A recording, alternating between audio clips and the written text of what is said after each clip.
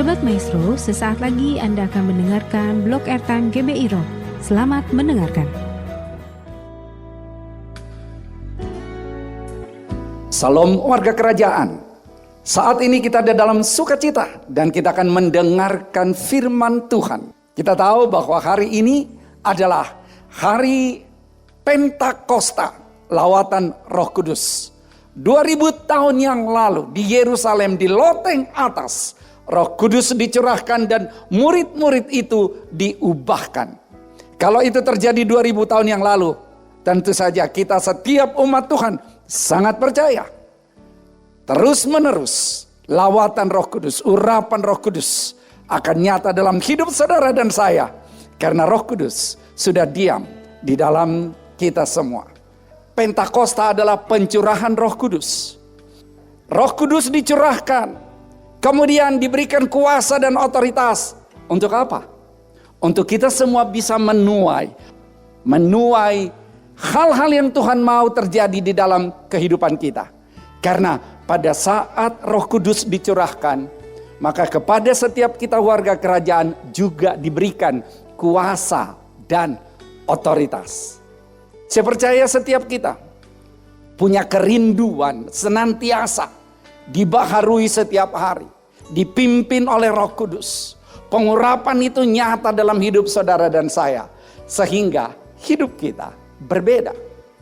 Pertanyaannya sekarang, apakah saudara sudah terima Yesus sebagai Tuhan dan Juru Selamat? Saya percaya sudah. Kalau belum, terima Dia sebagai Tuhan dan Juru Selamat. Kalau saudara terima Yesus sebagai Tuhan dan Juru Selamat, maka saudara pun merayakan Hari Raya Paskah, kemenangan bahwa maut sudah dikalahkan. Dan kemudian, apakah saudara sudah dipenuhi oleh Roh Kudus? Atau dibaptis dengan Roh Kudus? Karena saya mau katakan bahwa apabila saudara dan saya dipenuhi dengan Roh Kudus, maka kita diberi kuasa dan otoritas. Kenapa kita ada di dunia ini? Bukan hanya untuk mempersiapkan diri masuk surga, tapi kita ada di dunia ini untuk satu tugas yang diberikan oleh Tuhan. Kita adalah garam dan terang dunia. Dan selanjutnya, apakah saudara sudah menjadi bait Allah yang kudus? Dengan menjaga kekudusan saudara, tidak bercacat di hadapan Tuhan. Karena kita adalah mempelainya Tuhan. Saya berharap setiap kita merespons ini dengan luar biasa. Karena dengan ada Roh Kudus yang memimpin saudara dan saya, ada hal-hal yang dahsyat terjadi. Ada hal-hal yang luar biasa terjadi. Untuk itu saya akan bacakan firman Tuhan. Kisah Para Rasul 2 ayat 1 sampai 4. Saya bacakan Kisah Para Rasul 2 ayat 1 sampai 4. Ketika tiba hari Pentakosta, semua orang percaya, murid-murid Yesus, berkumpul di satu tempat. Ayat 2. Tiba-tiba turunlah dari langit suatu bunyi seperti tiupan angin keras yang memenuhi seluruh rumah di mana mereka duduk. Ayat ketiga. Dan tampaklah kepada mereka lidah-lidah seperti nyala api yang bertebaran dan hinggap pada mereka masing-masing. Maka penuhlah mereka dengan Roh Kudus, lalu mereka mulai berkata-kata dalam bahasa-bahasa lain seperti yang diberitakan oleh Roh itu. Seperti yang diberikan oleh Roh itu kepada mereka untuk mengatakannya. Dari Kisah Para Rasul 2 ayat 1 sampai 4 dikatakan bahwa yang pertama, pada hari Pentakosta mereka berkumpul di satu tempat. Berkumpul di sini bukan sekedar berkumpul, tetapi karena mereka sudah menyaksikan Yesus naik ke sorga. Dan mereka sudah mendengarkan firman, mendengarkan amanat agung, jadikan segala bangsa muridku. Roh mereka menyala-nyala karena dengan mata kepala mereka sendiri mereka lihat Yesus adalah Tuhan dan Raja. Hati mereka sungguh meluap-luap. Bagaimana hati saudara dan saya? Saya percaya kalau Roh Kudus ada dalam saudara dan saya, Hati kita meluap-luap. Saya sungguh penuh dengan passion pada saat ini. Saya senang dengan apa yang Tuhan lakukan, dengan memperhatikan, menolong saya, menolong saudara. Sehingga saya bukan orang yang tidak punya semangat, tapi punya semangat. Saya berharap saudara juga adalah orang-orang yang punya semangat, orang-orang yang punya gairah, orang-orang yang punya passion. Karena kita tahu ada Tuhan yang menyertai saudara dan saya. Dan dalam semangat mereka sebetulnya murid-murid itu sudah pengen menyebarkan berita bahwa Yesus adalah Tuhan dan Raja yang sudah naik ke sorga. Tetapi Yesus bilang, sabar, tunggu sampai Roh Kudus memenuhi kamu. Karena Yesus naik ke sorga, maka Roh Kudus adalah penolong yang memberikan kuasa bagi warga kerajaan, anak-anak Tuhan. Jadi mereka berkumpul di sana yang dalam bahasa Yunaninya dikatakan homotimadon, yang artinya mereka di situ ada di dalam satu hati, satu pikiran, one mind, satu tujuan. Doa saya, warga kerajaan yang saat ini mendengarkan firman ini, satu hati, satu tujuan. Kita mau Roh Kudus yang ada di dalam kita semakin menyatakan kuasanya sehingga saudara dan saya bergerak secara dahsyat, secara berbeda seperti yang Tuhan mau. Saya harap kita semuanya punya kerinduan, punya hati yang sama, satu pikiran, sehingga lawatan Tuhan terjadi secara luar biasa. Hari ini, adakah kerinduan saudara, warga kerajaan, Bapak Ibu sekalian, supaya Roh Kudus semakin nyata di dalam hidupmu, supaya hidupmu semakin dipimpin oleh Tuhan? Firman Tuhan berkata, barang siapa haus, baiklah ia datang kepadaku. Kalau saudara mempunyai kehausan itu, Roh Kudus akan melawat engkau dan akan memberikan tanda-tanda dahsyat dan mujizat dalam kehidupanmu. Karena dia akan menolong engkau. Miliki kerinduan itu. Dan kalau kita lihat tadi, dalam ayat yang kedua dikatakan, Kisah Para Rasul 2 ayat yang kedua. Tiba-tiba turunlah dari langit suatu bunyi seperti tiupan angin keras yang memenuhi seluruh rumah di mana mereka duduk. Mereka duduk menanti. Kemudian apa yang terjadi di sana? Mungkin orang-orang yang ada di Yerusalem tidak paham ada apa ini. Tetapi yang datang adalah tiupan angin yang keras. Wuh! Dan itu adalah lawatan Roh Kudus. Ada tiupan angin yang keras yang akan membawa dampak dalam kehidupan saudara dan saya. Karena Roh Kudus yang akan mengambil suatu tindakan yang luar biasa. Makanya dalam 1 Samuel ayat 10 ayat 6 sampai 7 dikatakan, maka Roh Tuhan akan berkuasa atasmu. Ini firman Tuhan kepada Saul. Engkau akan kepenuhan bersama-sama dengan mereka dan berubah menjadi manusia lain. Ayat 7. Apabila tanda-tanda ini terjadi kepadamu, lakukanlah apa saja yang didapat oleh tanganmu, sebab Allah menyertai engkau. Jadi yang pertama yang saya lihat adalah secara rohani, tiupan angin keras akan mengubah kehidupan saudara dan saya. Akan mengubah kehidupan kita yang berbeda dari hari-hari sebelumnya. Karena kita akan bertindak tidak lagi sekedar apa yang kita pikirkan, tetapi kita taklukkan pikiran kita kepada pikiran Kristus. Perasaan kita tidak lagi dikuasai emosi yang gampang marah, yang gampang menyalahkan orang lain, yang mengatakan bahwa karena sekarang sedang pandemi maka aku mempunyai masalah, karena sekarang sedang pandemi maka aku tidak mempunyai perekonomian yang cukup, maka ada masalah di dalam keluargaku. Semuanya menyulitkan.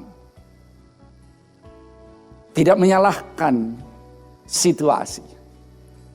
Makanya saya katakan, tiupan angin yang keras, yang seolah-olah mengangkat segala sesuatu, berarti itulah yang bekerja dalam hidup saudara dan saya secara rohani, sehingga hidup kita diubahkan. Kita akan diangkat oleh tiupan angin yang keras, sehingga kita akan masuk kepada peristiwa-peristiwa supranatural yang Tuhan sediakan untuk saudara dan saya.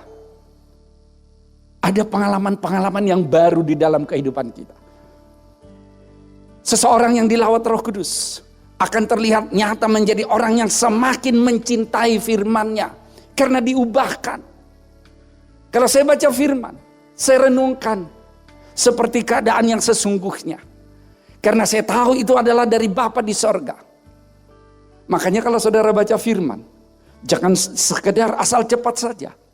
Tapi renungkan apa pesannya untuk saudara. Akan selalu ada hal-hal yang baru yang mungkin saudara sudah mengulang membaca firman itu udah ke-10 kali atau bahkan ke-100 kali, saya nggak tahu. Tetapi yang saya percaya adalah akan selalu ada hal baru yang Tuhan siapkan untuk saudara dan saya. Karena itu mari cintai firman Tuhan. Mungkin kita katakan aku mau lepas dari tabiat-tabiatku yang selama ini mencengkeramku. Tiupan angin yang dahsyat dari Roh Kudus akan mengubahkan engkau. Apakah engkau seorang yang dikuasai oleh tabiat dunia ini? Tidak jujur, mengutamakan diri sendiri, egois. Murid-murid pada awalnya egois meskipun mereka bersama-sama dengan Tuhan Yesus, tapi mau berebut siapa yang duduk di sebelah kananmu. Berebut egois. Murid-murid seperti Petrus misalnya sebelumnya adalah yang bahkan pernah menyangkal Yesus, tapi kemudian hidupnya diubahkan. Bahkan bisa mati sebagai martir untuk Yesus. Hidup saudara diubahkan kalau saudara serahkan kepada Roh Kudus. Apa yang masih mencengkeram engkau pada saat ini? Yang engkau katakan aku mau lepaskan ini. Kuncinya hanya satu, buka hatimu. Minta Roh Kudus yang menjamah hatimu, yang mengubahkan hatimu. Minta Dia yang menolong engkau, minta Dia yang melatih engkau. Dia lembut, Dia baik. Dan engkau akan ditarik ke alam kekudusan Allah. Sehingga hidupmu adalah hidup yang engkau serahkan untuk kemuliaan bagi Tuhan. Yang kedua, saya ambil dari Kisah Para Rasul 2 ayat yang ketiga yang mengatakan demikian. Dan tampaklah kepada mereka lidah-lidah seperti nyala api, yang bertebaran dan hinggap pada mereka masing-masing. Lidah-lidah seperti nyala api. Itu yang terlihat di sana. Maka yang kedua saya mengambil secara rohani, lidah-lidah seperti nyala api, berarti kita akan menjadi bintang-bintang kehidupan. Seperti yang dikatakan dalam Filipi 2 ayat 15. Supaya kamu tiada beraib dan tiada bernoda sebagai anak-anak Allah yang tidak bercela di tengah-tengah angkatan yang bengkok hatinya dan yang sesat ini. Sehingga kamu bercahaya. Ada lidah-lidah api yang memberikan cahaya di dalam kehidupanmu. Sehingga kamu bercahaya di antara mereka seperti bintang-bintang di dunia. Jadi kalau kita lihat, dikatakan tadi berbentuk lidah. Kenapa lidah? Karena saudara dan saya akan berperan jadi juru bicaranya Allah. Penyambung lidahnya Allah. Perwakilan kerajaan Allah. Untuk apa? Untuk menyebarkan kabar baik. Injil kerajaan.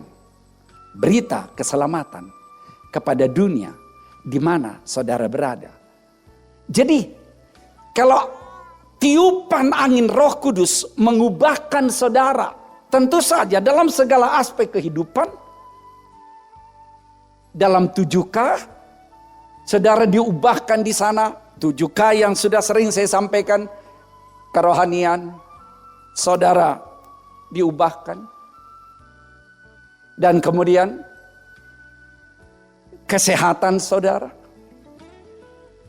karakter saudara, keluarga saudara, karir saudara, usaha saudara, studi saudara, komunitas saudara, komunitas yang baik, keuangan saudara, keuangan yang tertata dengan baik. Dikala ketujuh aspek kehidupan ini sudah diubahkan, maka saudara akan jadi bintang kehidupan. Seperti yang disampaikan tadi. Jadi bintang kehidupan. Karena saudara menjadi teladan. Karena saudara menjadi sumber inspirasi di mana saudara berada. Karena saudara akan jadi berkat.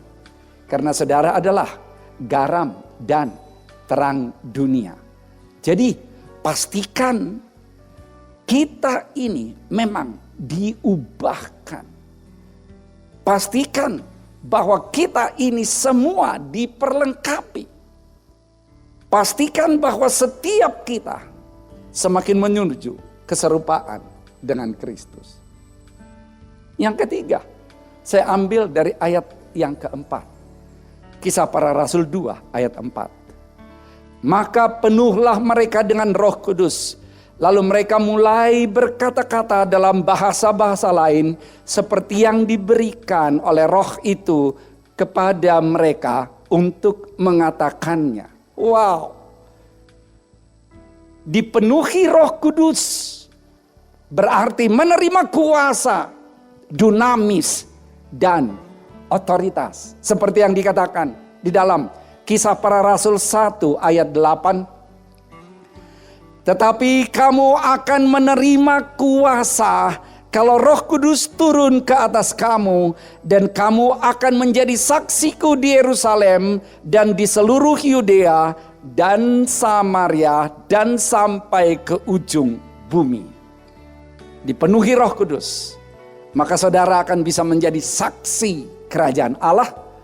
Dikatakan mulai dari Yerusalem. Apa yang jadi Yerusalem saudara? Rumah saudara. Biarlah saudara jadi saksi di rumah saudara. Saksi akan kebenaran Allah. Atau di pekerjaan saudara. Atau di kota saudara. Yerusalem bicara apa yang ada di sekitar kita. Mungkin di bangsa kita. Tapi dikatakan juga. Sampai ke Yudea, keluar. Ke Samaria makin jauh. Bahkan sampai ke ujung bumi. Untuk ini kita nggak akan mampu tanpa ada kuasa. Karena bukan dengan kuat dan gagah kita, bukan dengan kepintaran kita berbicara, tetapi ada campur tangan Roh Kudus dalam apa yang kita katakan. Lukas 9 ayat 1 sampai 2 mengatakan demikian. Maka Yesus memanggil ke-12 muridnya lalu memberikan tenaga dan kuasa, power, dunamis, and authority, kuasa kepada mereka untuk menguasai setan-setan dan untuk menyembuhkan penyakit-penyakit. Dan Ia mengutus mereka untuk memberitakan kerajaan Allah dan untuk menyembuhkan orang. Saudara dan saya menerima kuasa dari Yang Maha Tinggi. Tanpa itu kita nggak mungkin bisa bergerak. Jangan ada dalam ketakutan. Ada orang untuk datang aja beribadah nggak berani. Walaupun saya tidak katakan kita datang dengan sembrono, yang enggak dong. Datang dengan protokol kesehatan. Tapi jangan menjadi hidupnya terbelenggu. Tetap bergerak, tapi gunakan protokol kesehatan. Jaga imunitas tubuh kita. Dan Tuhan yang bekerja untuk selebihnya. Kalau tadi dikatakan dunamis, kuasa, itu datang dari kata-kata dinamit. Kalau kita lihat ya, dinamit ini diciptakan oleh Alfred Nobel, orang Swedia. Dan dia katakan tujuan penciptaan dari dinamit ini ada 3. Yang pertama adalah membongkar gunung-gunung batu untuk mencari emas. Wow, dinamit. Kalau saudara diberi kuasa oleh Roh Kudus, dunamis, berarti kita mempunyai kuasa untuk membongkar segala hal, membuka jalan sehingga nama Tuhan dimuliakan. Saudara akan melakukan hal-hal yang luar biasa. Yang kedua, dinamit menurut Alfred Nobel adalah untuk membuka jalan. Gunung-gunung diratakan, jalan dibuka, sehingga kota demi kota bisa terhubung. Apa yang jadi masalah saudara? Tuhan adalah jalan, Yesus adalah jalan, kebenaran dan hidup. Roh Kudus ada di dalam engkau. Gunung-gunung penghalang di hadapanmu diratakan. Karena engkau bergerak sesuai dengan tuntunan Tuhan. Jadi, engkau mempunyai kuasa. Sehingga engkau jadi pembuka jalan bagi dirimu, bagi keluargamu, bagi orang lain yang mungkin mempunyai masalah, bagi orang lain yang sedang menuju kebinasaan, bagi orang lain yang sedang menuju kehancuran. Engkau buka jalan karena ada kuasa Roh Kudus di dalam engkau. Dan yang ketiga, dinamit dibuat untuk perang, untuk menghancurkan musuh. Dengan ada dunamis, kuasa Roh Kudus, power and authority di dalam kehidupanmu, maka engkau mempunyai kuasa untuk menghancurkan musuh. Siapa musuhmu? Iblis. Siapa musuhmu? Keduniawian. Dengan Roh Kudus, engkau akan bisa menghancurkannya. Bahkan engkau menguasai setan-setan, bukan sekedar mengusir setan, tapi menguasai. Artinya, di mana engkau hadir, di situ setan ketakutan. Bukan engkau yang gemeteran, tapi setan yang ketakutan. Bukan karena kuat dan gagah kita, tapi karena ada Yesus yang sudah memberikan Roh Kudus untuk saudara dan saya. Itu yang kita dapat dari firman Tuhan ini. Lawatan Roh Kudus dalam Pentakosta ini. Tadi yang pertama adalah secara rohani, tiupan angin keras akan mengubahkan kehidupan. Hidupmu akan menjadi hidup yang menuju keserupaan dengan Kristus. Sehingga dimanapun engkau berada, yang engkau lakukan adalah untuk kemuliaan bagi Tuhan. Dan engkau akan jadi berkat bagi orang banyak. Yang kedua, secara rohani, lidah-lidah seperti nyala api. Api menjadikan engkau bercahaya sebagai bintang kehidupan. Dan apa yang kau ucapkan adalah kata-kata yang sesuai dengan kebenaran firman. Dan yang ketiga, secara rohani, dipenuhi Roh Kudus berarti menerima dunamis, kuasa, dan otoritas. Sehingga engkau mengalahkan dunia ini untuk memuliakan Tuhan di dalam kehidupanmu. Karena itu, miliki kerinduan untuk tetap dilawat Roh Kudus, dituntun Roh Kudus. Pengurapan yang sudah engkau miliki terus bergerak untuk kemuliaan bagi Tuhan.